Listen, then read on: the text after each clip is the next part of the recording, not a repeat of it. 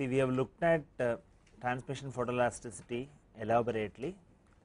Then we also had an idea of how photoelasticity can be applied for 3-dimensional problems.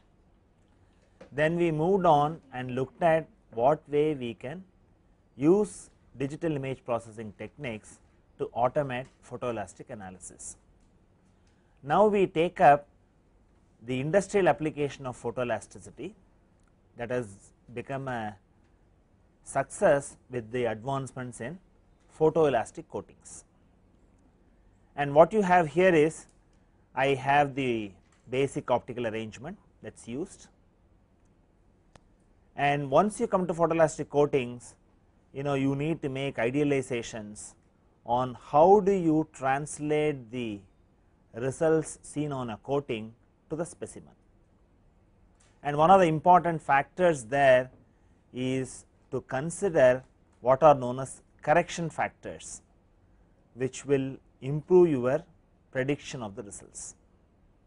And this shows an example of how the fringe patterns appear in photoelastic coating, and this also shows on a specimen I have a birefringent coating pasted onto it. And if you look at any of the techniques, we need to look at history behind it, and what you have as historical development.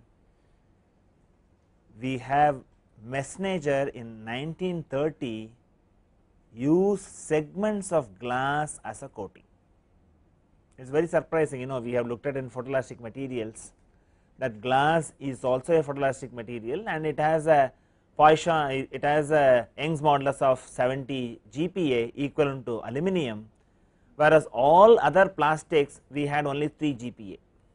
And because this has a very high value of Young's modulus, one of the problems with glass was that it reinforces the specimen significantly. And after glass, what they tried? Opel in 1937 used flat sheets of bakelite. So, when we graduate from transmission photoelasticity to photoelastic coating, initially people concentrated only on flat surfaces.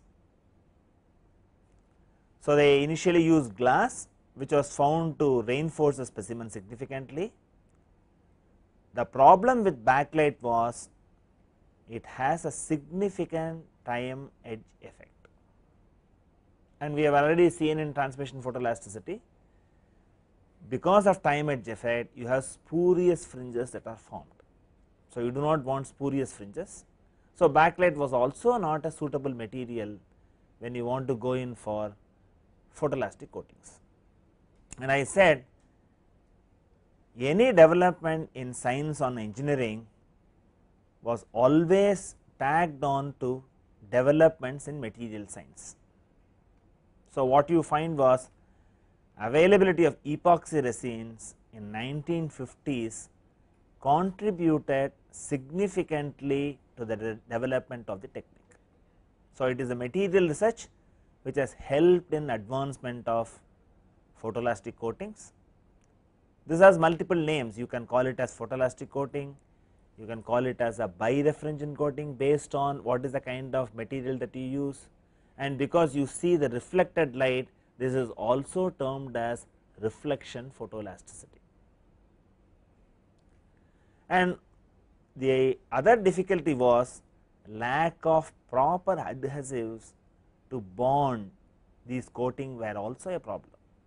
So, the development of the technique hinges on development of proper adhesives and also development of epoxy resins. Initially, many of these applications were confined to flat surfaces. Later, it was shown by Zandman,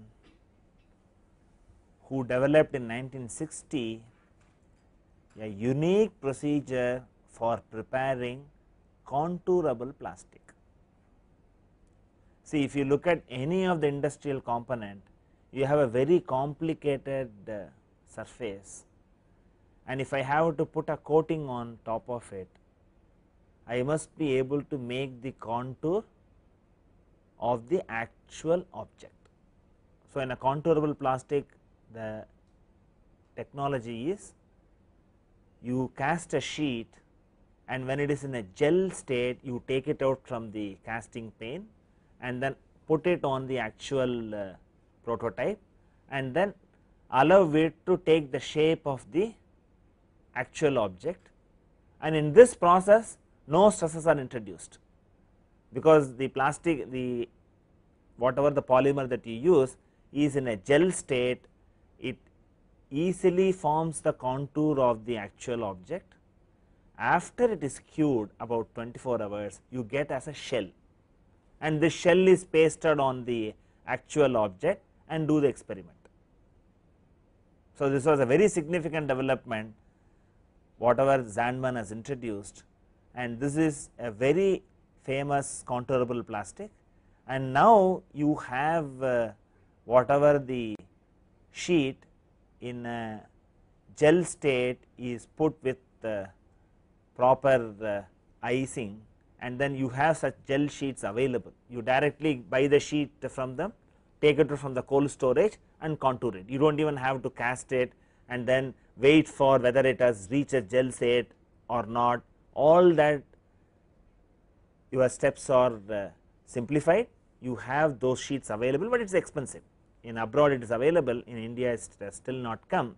So, if you want to take photoelasticity to solve industrial problems, photoelastic coating paved the way, and particularly contourable plastic has made this technique very attractive. And the moment you come to any of the coating techniques, you will also have to study the problem of reinforcement. Whether it is significant or not, we will have to find it out, caused by the, in this case, photoelastic coating, and Zandman provided correction factors for interpreting the fringe patterns for engineering use. And this applies to all the coating techniques.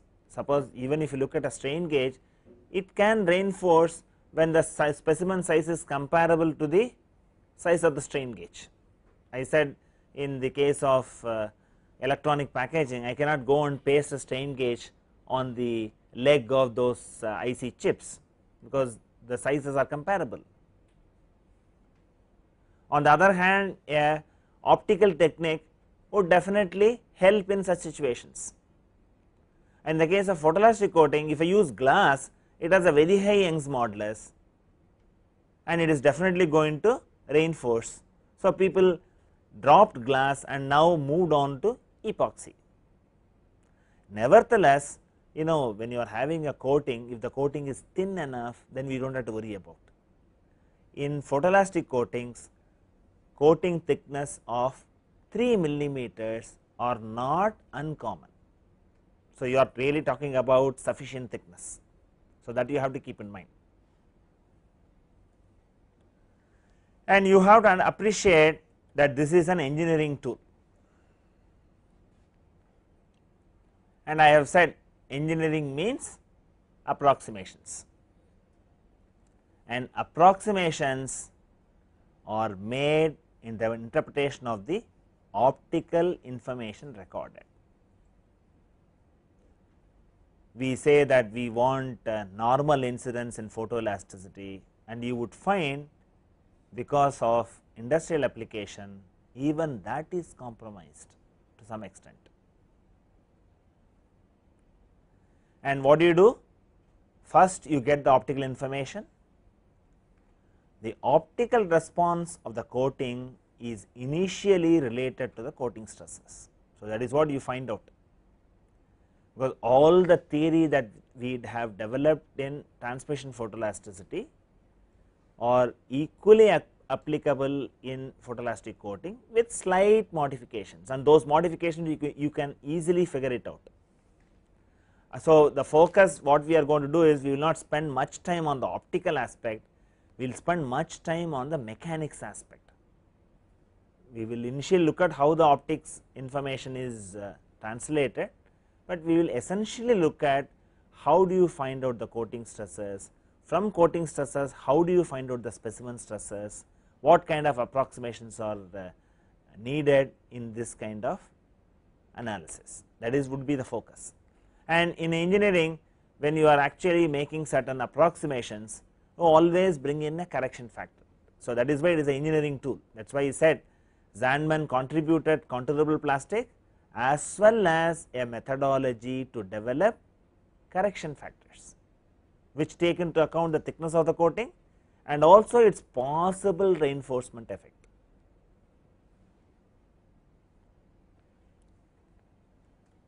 Then what you have? The specimen stresses are determined from the coating stresses, and as I mentioned earlier, the analysis is improved by the use of appropriate correction factors.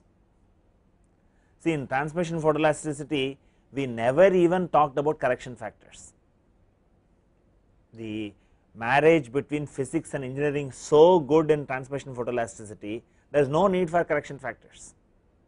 But in reflection photoelasticity, even for calibration, you need to bring in the correction factor. If you do not bring in the correction factor, your evaluation of the calibration constant itself can be erroneous. So, right from the optical arrangement even to calibration, and even if you want to find out the stress concentration factor, you have to do it very carefully in reflection photoelasticity. In transmission photoelasticity, you just find out the maximum fringe order on the horizontal diameter and find out the average fringe order, you take the ratio, your job is done. And I have said in all the coating techniques, Poisson's ratio plays its spoil sport. So, you have to accommodate the role of mismatch of Poisson ratio in photoelastic coating systematically. So, that you will see even in the evaluation of the stress concentration factor. So, you will always have to look at, it is an engineering tool, you make approximations. Because you make approximations, you improve your results by employing appropriate correction factors.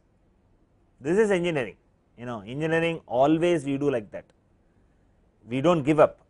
See, if I am unable to solve the problem in all its totality, I do not give up, I at least bring in correction factors and make my result as acceptable as possible, because in design people want results with 50% accuracy, that is good enough, because they always have factor of safety, they have such factors which accounts for deficiency in the analysis. Only when people develop some finite element code, they really talk of 0.1% accuracy, 0.01% accuracy. Experimentalists do not operate that way. Plus or minus 2% most cases people accept, 5%, 10% and even 50% are allowed. At least we know I am closer 50% to the result, because the problems what you handle are very complex. Even a very little information which is available with certain level of confidence can always go into your design calculations. And we will see what kind of approximations are made in photoelastic coatings. We will also look at the basic optical arrangements and just observe the animation.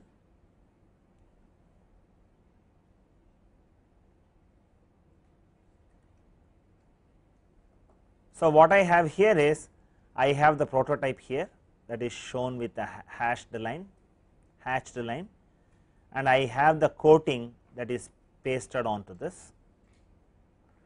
And in transmission photoelasticity, we always wanted a normal incidence. Suppose I want to have a normal incidence,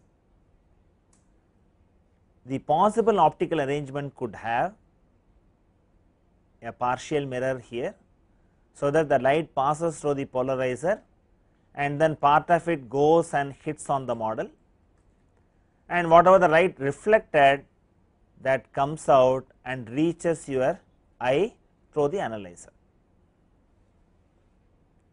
And what strikes you first? See, we looked at in the case of transmission photoelasticity, thickness of the model is a key parameter. Then we modified it when we moved on to 3-dimensional photoelasticity, we looked at as length of the light path, because depending on the size of the 3-dimensional model and the angle of incidence, I may have different lengths. The length is the one which is going to determine the retardation seen in that light path. So, if you look at what can immediately guess when I have a reflection arrangement like this? Very simple. Suppose I have thickness of the coating as HC, because light goes in and comes out, all those equations are equally valid if I replace thickness by 2HC, because the light actually travels twice the thickness of the coating. So, you get how transmission photoelastic equations could be translated into reflection photoelasticity. Though this optical arrangement is good enough for a plane polariscope, the use of a partial mirror affects the ellipticity of polarization when I use it for a circular polariscope. And not only this, an arrangement of this nature is large and cumbersome for portable use. If you really want to have normal incidence in reflection arrangement, you cannot avoid a partial mirror, and partial mirror is good enough for a plane polarized light, but in a general elliptical polarization it interferes to some extent on the state of polarization. This is one defect. The other defect is an arrangement like this is bulky, it is not efficient for you to carry it around and set it up in a industrial environment. So, what is the kind of arrangement that they have in a commercial reflection polariscope? Observe the animation again. So, what I have here is I have to send the ray of light to the model and I have to analyze only the reflected light. And what I can do this is, I have to do this at an angle for me to see the reflected light. The way I can improve my technique is keep this light source and your observation far away from the model. So, it is about at least 2 meters is what is recommended. When you have that kind of distance, this angle of oblique can be as small as possible. You do not want to have compromise fully on normal incidence. You do not want to impinge the light at 45 degrees, you do not want to do it that way. You want to have a shallow angle of oblique, and in order to achieve that you view the model from a distance.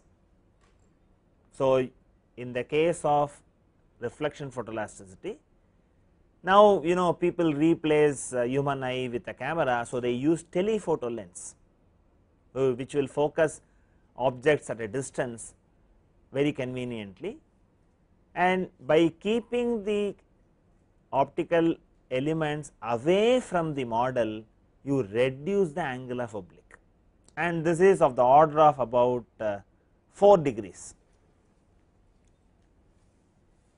The angle of oblique is usually of the order of 4 degrees, and what you find here, engineering approximations starts right from the data collection stage.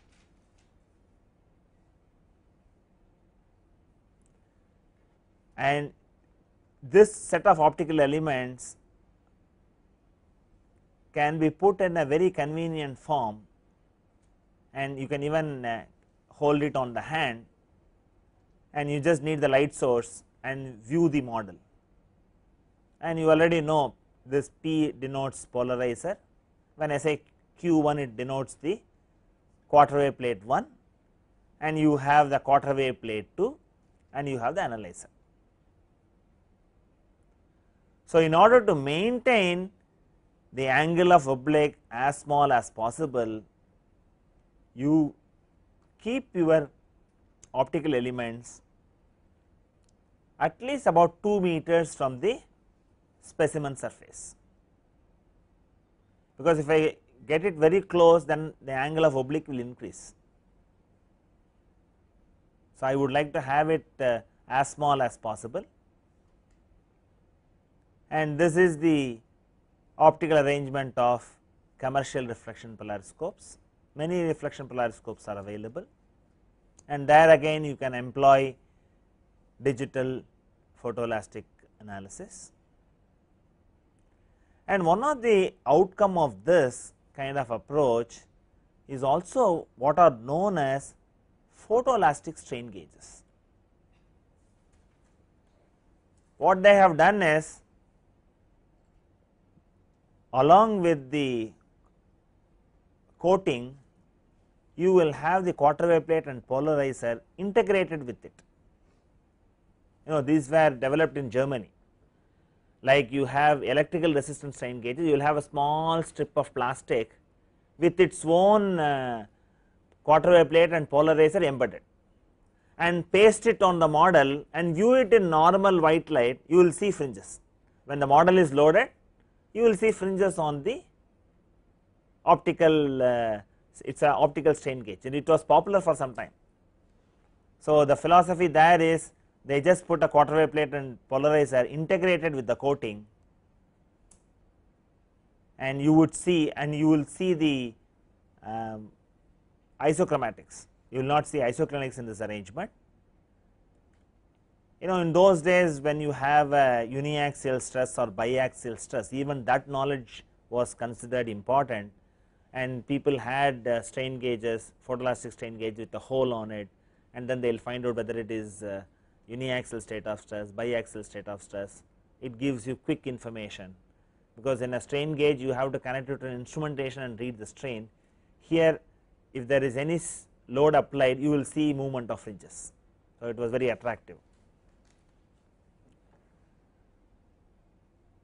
So, the circular polarizer comes integrated with the birefringent material. So, what you look at now is, you have looked at, if I want normal incidence, what is the kind of optical arrangement I should think of in reflection photoelasticity. We saw that it requires a partial mirror. We said that it is bulky, and also it interferes in ellipticity of polarization. So, it is not desirable to have that. So, we moved on to a commercial polariscope where we allowed certain angle of oblique, without which you cannot see the reflected light. So, you have to live with that, but what you will have to look at is, what is the advantage of photoelastic coatings? The coating material is isotropic, the base material can be anything. It can be composite, it can be ceramic, it can be rubber, it can be bone, it can be aluminum, it can be steel, it can be concrete. So, what you find here is, all the so called engineering materials, you could have one technique which provide you the necessary information. So, if you look at composites, they are anisotropic in nature, and if you look at that material equations, they are very complex to handle. On the other hand, if you have to interpret only what happens on an isotropic coating, it makes your life simple on finding out at least the surface strains on composites. And I said, in any technique, material advancement has contributed to the development. So, people have developed coating from rubber to human bone, because the base material controls what should be the nature of the coating, because if you look at composites, they actually reinforce it with fibers, and one of the thumb rules is, if you look at the base material, the reinforcement material should have Young's modulus 10 times that of the base material. This is a thumb rule. only then the fibers really reinforce the primary material. And here we have seen when I use a glass, it is 70 GPa, which is comparable to the metal. So, it is going to reinforce. On the other hand, if I have a photoelastic coating which is just 3 millimeters, even though it is 3 millimeters, the Young's modulus is only 3 GPa, whereas the metallic this one, if you are aluminum, it is 70 GPa, and then steel it is 200 GPa, hardly this coating will affect, but even then we have developed correction factors for other reasons. So, what you will have to look at is the greatest advantage of a coating technique, you can apply to a variety of base materials provided you have appropriate coating properties.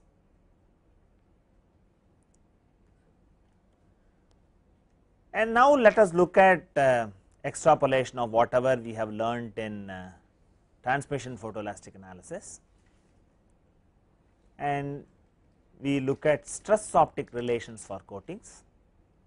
And I have already drawn up your attention that both the incident and reflected light contribute to photoelastic effect,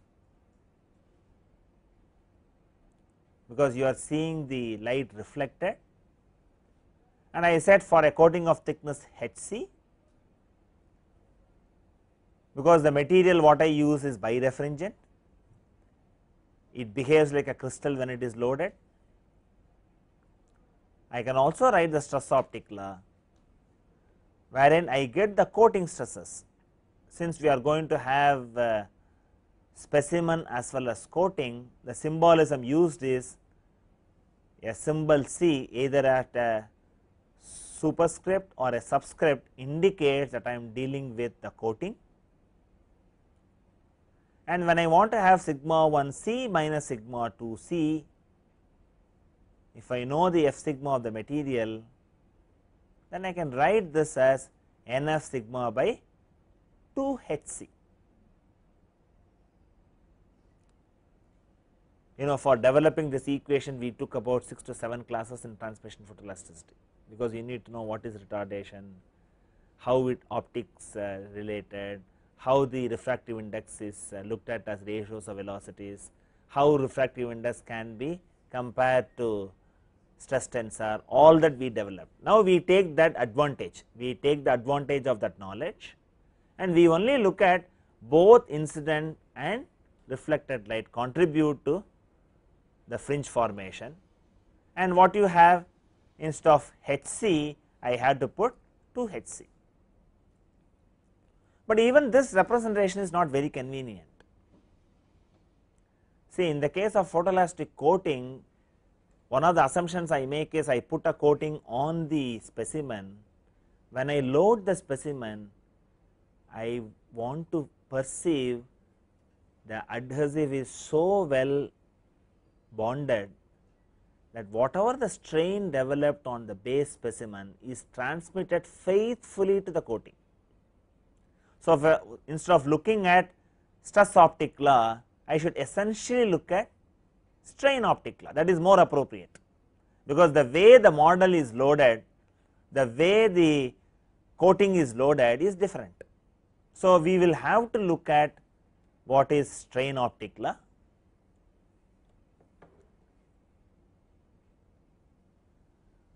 So, what I have here is the birefringence in the coating is introduced through the surface deformations at the interface, because we said that the coating becomes temporarily birefringent when loaded. How the loading comes?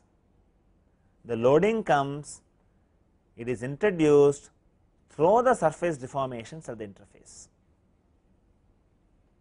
So, in view of this, it is useful to represent the photoelastic phenomena to the strains developed. And strain is also a tensor of rank 2. So, instead of having sigma 1 C minus sigma 2 C, I could also think of writing it as epsilon 1 C minus epsilon 2 C. and I will also bring in a material parameter. There we have said, you must be wondering why I was calling that as F sigma. At that time you would not have noticed why a suffix sigma should be attached to F. I said it is a material stress fringe value. So, following the similar logic, we will have this equation with F epsilon. We will say material strain fringe value, but we will have to find out what is F epsilon, that is a different story. But writing the equation is now much simpler. We follow the same logic, and I write this epsilon 1 c minus epsilon 2 c as n f epsilon divided by 2 h c. The factor 2 comes because both the incident and reflected light contribute to photoelastic effect. So, we call F epsilon is the strain optic coefficient.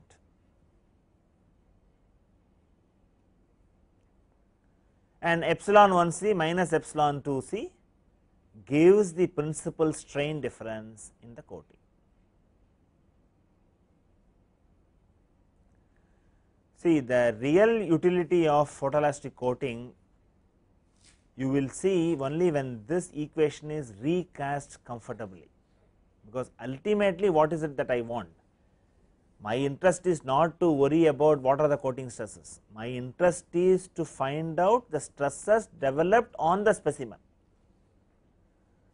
So, that is where I have to bring in mechanics of solids. How do I find out the stresses on the specimen based on coating stresses? The coating is birefringent, that is why I call this as the birefringent coating. When the loads are applied, it acquires properties of the crystal, behaves like a crystal, and you have the phenomenon of birefringence and fringes get formed. And there are also many other subtle issues. See, if you look at transmission photoelasticity, we have never discussed how many fringes I will observe in an experiment. We have never even talked about it. Depending on the load applied, you will get so many fringes. If the fringes are less, increase the load. Only when we discuss 3-dimensional photoelasticity, I said I have to calculate the load very carefully, so that at stress freezing temperature the model should be strong enough to withstand, and also how many fringes you have to see on the slices, and you have to do some calculation. As far as 2-dimensional photoelasticity is concerned, there was no discussion on how many fringes I will see. But the moment you have come to photoelastic coatings, we will also have to worry about how many fringes I would normally see in a photoelastic coating test. This becomes an issue, because what you want, many of your engineering components, you do not want them to become plastic at service load conditions. You want them to remain only as elastic for various reasons, because if there is a moving parts involved, it has to remain elastic for it to do its function. And another important aspect what you have noticed here is, it is the strains that developed on the specimen get translated to the coating. So, coating is not loaded directly. See, in the case of plastic, if you directly apply the load, you are really applying, because of low Young's modulus, you will also have large strain developed, and you will have many fringes seen. But here only the surface strain is transmitted, and surface strain in a service load condition you want to operate much below 2000 microstrain. Even if you say it reaches 2000 microstrain, normally the number of fringes observed in a photoelastic coating test are minimal. And we are also looked at in transmission photoelasticity, most of the time we worry about monochrome light source, and we have looked at the color white light only from the point of finding out the gradient direction, and white light was used as an exception in transmission photoelasticity, in conventional transmission photoelasticity. But with the digital photoelasticity, you have 3 fringe photoelasticity, where you use color for quantitative evaluation of data. that is different. In reflection photoelasticity, because the fringes that you see normally are much less, you generally use white light. Very occasionally you look at a monochrome light source, you look at white light only. So, this is one difference, and we will also have a specific discussion what is the maximum fringe order you can see for a given coating and base material combination. It is dictated by the base material, because when it yields, what way it is going, the properties, elastic properties will influence. So, the number of fringes you see are very small. So, one of the cautions which I used to normally mention is, I have been saying if I have good colors, it is very interesting and motivating for you to work. Photoelasticity offers that benefit, but in reflection photoelasticity, if you see colors, it is a warning signal, the specimen is heavily loaded. So, you should not get enamored by the colors, you should really take corrective measures and then improve your design. These are all like thumb rule type of thing, okay, depends on various factors, but you will have to keep in mind, if you do not see colors, be happy about it. If you see colors, you will have to worry about it, but if you do not see colors, the problem may be the coating may have got peeled off. If you do not bond it, in all the coating techniques, you have to follow the supplier's recommendation. Whoever is supplying you the adhesive, he will give you a recommendation, what is the surface preparation, what is the curing cycle, what is the kind of pressure applied, all that you should follow faithfully. If you do not follow that faithfully, the strains of the specimen would not be transmitted to the coating. So, this is one issue. Even if the strain is transmitted faithfully, the number of fringes normally observed in a photoelastic coating test are generally smaller.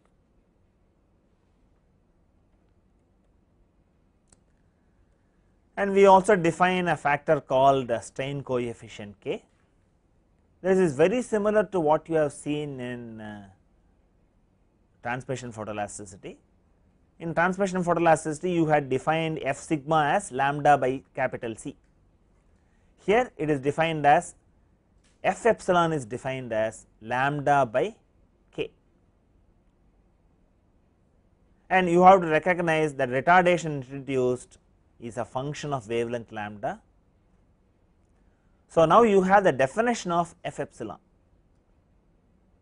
F epsilon is related to lambda by K. K is the strain coefficient.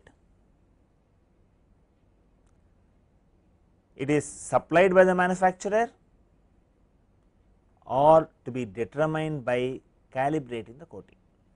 There is also a subtle difference. In normal transmission photoelastic analysis, you do not handle capital C, you only evaluate F sigma, and many of your calculations you do with F sigma. And I have already said that arithmetic in transmission photoelasticity is very simple, only the conceptual understanding is little involved. The same applies to reflection photoelasticity also, arithmetic is very simple. Instead of finding out F sigma or F epsilon, we would find out what is K. By calibrating the coating material, you essentially find out K. And I also said photoelastic coating can be applied from a range of material from rubber to high strength steel, and rubber has a very low Young's modulus, and if I have a coating material that should have much lower Young's modulus, so that it does not reinforce the surface of the rubber. So, in those applications, it may be prudent to directly take a tension specimen and pull it, which is made of the coating material, and find out F sigma. From there you find out K. Ultimately you want to have K. Finally, we are going to develop an expression involving sigma 1 S minus sigma 2 S as a function of the fringe order observed and also the thickness of the coating and elastic properties of the base material will come. That is will be the final expression. And what you need to see here is K is much more fundamental in the case of photoelastic coating. And what is interrelationship? Because we all deal with isotropic material. For a perfectly linear elastic photoelastic material, one can find an interrelationship between the parameters f sigma and f epsilon, which is straightforward. It does not require any great mathematical skills. I can find out f epsilon as 1 plus nu c divided by E c into f sigma. So, what it shows is, if I find out f sigma, I can find out f epsilon. If I find out f epsilon, I can find out f sigma from this interrelationship, and that is what I said when I have to go and find out the calibration constant for a coating that is to be applied on rubber. Finding out f epsilon may not be practical, finding out f sigma is more practical. You take the coating material, make a tension specimen and pull it, find out f sigma, find out what is the f epsilon from this interrelationship. Once I know f epsilon, I can also report it what is the value of k, because I know f epsilon equal to lambda by k. And another basic observation is, why do you want to have a thick photoelastic coating? See, I said number of fringes you generally see in a photoelastic coating test is small, and if you want to apply any coating, it should be as thin as possible, is desirable from analysis point of view. But from practical consideration point of view, I must see some fringes. If I do not see some fringes, how do I make measurement? And there are also developments. See, the digital imaging hardware has also influenced photoelastic coating test. What I could not perceive with human eye, I could do a very refined analysis with digital photoelastic technique. So, that also says I can go for a thinner coating. If I go for thinner coating, it is always advantageous. My mathematics becomes very simple. If I go for a thicker coating, I do not give up, but I bring in correction factors. That is how engineers operate. Correction factors are part and parcel of reflection photoelasticity. Even for simple calculations, you have to bring in correction factors, but it is an engineering tool and has been solved for a variety of problems. Assembly stresses, see, you must have seen in several towns they now put this central lighting. You have a huge pole that is put and you have a lamp on top of it, and if you go and look at how this lamp post is clamped to the ground, you have thick bolts, and that had assembly stresses problem, and this was sorted out by performing a photoelastic coating test. Now it is a well proven design, but when the initial design was developed, by tightening those bolts you had developed assembly stresses, and eventually the failure of that pole was because of stresses introduced during assembly. See, assembly stresses, how do you model analytically? You can't model it easily, it is so difficult, and photoelastic coating came to the rescue. And another instance where photoelastic came to the rescue was in the analysis of rudder of a Concorde aircraft. The rudder was failing repeatedly, and what they found was they had done a finite element analysis, they had also done a strain gauge analysis. The design was based on strain gauge analysis, but still the rudder kept failing, and strain gauge is a point by point technique. Then people decided, why not apply a photoelastic coating on the rudder. When they took the measurement, they found the location of the strain gauge was slightly away from the maximum stress zone. So, it was only reporting 75% of the stresses. So, you had an error in strain gauge value, because it is shifted away from the main point of interest.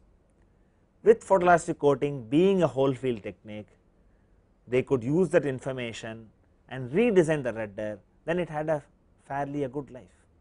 So, if you look at photoelastic coating, it is a very industry friendly technique. Like I said, it is only a tool, you should know how to employ the tool correctly. So, for those assembly stress problem, what you have as light poles, photoelastic coating helped, and many engineering applications you find. So, you want to have sufficient optical response in a photoelastic coating test.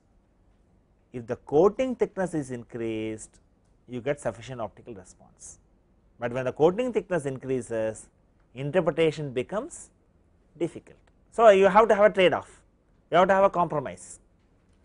So, that is part and parcel of engineering, and you will see in the correction factors what we will find out is they will say that you put a coating of reasonable thickness over the material or the specimen, find out pockets of stress concentration, then peel off this coating and put a thinnest coating possible, because in a stress concentration I already have sufficient stresses to develop sufficient number of fringes. So, this is how they handle the problem from engineering sense. Coating thickness is a nuisance, but without coating thickness I cannot see the fringes. So, identify pockets of high stress concentration, then redo the analysis with a thinner coating. Now, we will look at what is the mathematics behind it, because the focus is evaluation of coating and specimen stresses. And we have to make an assumption, without assumption we cannot proceed. Are we satisfying all the assumptions in the coating testing is what we have to examine. And just now I said the thickness should be sufficient for me to see fringes, but when I do the analysis I want to claim the thickness of the coating is very small. So, this is the assumption that I make, and I said do not think when I make assumption we are making a crime, it is not so. I have pointed out that when the Young's modulus of the coating material is much smaller than the base material, even though the thickness appears considerable, it really does not reinforce. In certain class of problems it affects, in certain class of problems it is not a very serious mistake. So, the thickness of the coating is very small, and I said in all the experimental methods Poisson ratio will be a nuisance, and here you assume both the specimen and coating have the same Poisson's ratio. And you know polycarbonate, we have seen polycarbonate material property we saw, it has a Poisson ratio of 0.28, many materials have 0.25, 0.26, all this metallic materials, and this is much closer, and polycarbonate is a very popular coating material in photoelastic coating also. So, second assumption also can be reasonably satisfied. The third assumption is the specimen and the coating are in a state of plane stress, that also can be easily satisfied, it is not a difficulty. And what do we see? And we also have a very nice way of looking at it. I have this as a prototype that is given in a gray shade. On the prototype I put a coating at a place of interest which is large enough, and I take a small elemental element which is shown here, and I have a full freedom to select my axis at the point of interest. So, to minimize our mathematics, I take an axis along the principal stress direction 1 and 2, and they also in isotropic material coincides with principal strain directions, and I take the thickness as the direction z. And imagine this coating is very large enough, this is not because it is a small place, it is represented, the representation is I have a prototype of some thickness on which a coating is put, and I am looking at a small elemental area where I have a coating as well as the specimen. And what is the important assumption that I make, which I have already mentioned it? I have an adhesive which is good enough such that the surface strains of the specimen are transmitted to the coating through the adhesive without loss or amplification. And what I have on the coating, I will have a strain epsilon 1 c, which is a function of x comma y. I will also have the strain epsilon 2 c, because I have taken my axis of reference along the principal strain directions. And if I have to say the surface strains are faithfully transmitted, what do I mean physically? I physically anticipate the strains in the coating and the strains in the specimen are identical. For a moment we close our eyes on mismatch of Poisson ratio, but we have started the assumption both have the same Poisson ratio. So, that does not, whatever happens to the specimen happens to the coating also. If there is a mismatch in Poisson ratio, I have to bring in a correction factor. This is what I said. While developing the basic equations, we make certain assumptions, but when we actually put the methodology in practice, I violate some of these assumptions because of exigencies in the experiments, but I improve upon my results by bringing in correction factor. So, what I am going to have is, I assume epsilon 1 c equal to epsilon 1 s and epsilon 2 c equal to epsilon 2 s. This is what I am going to have. And what I have here, I have already mentioned, when I have a superscript or subscript with c denotes coating and s denotes specimen. In all our subsequent discussions, we will have that symbolism followed. And what is my ultimate goal? My ultimate goal is, I have to find out the coating stresses and specimen stresses. How do I go about? I am just going to make a beginning of it, and then later you do the development at home and come back for the next class. So, I can look at the stress strain relations, and which you know very well.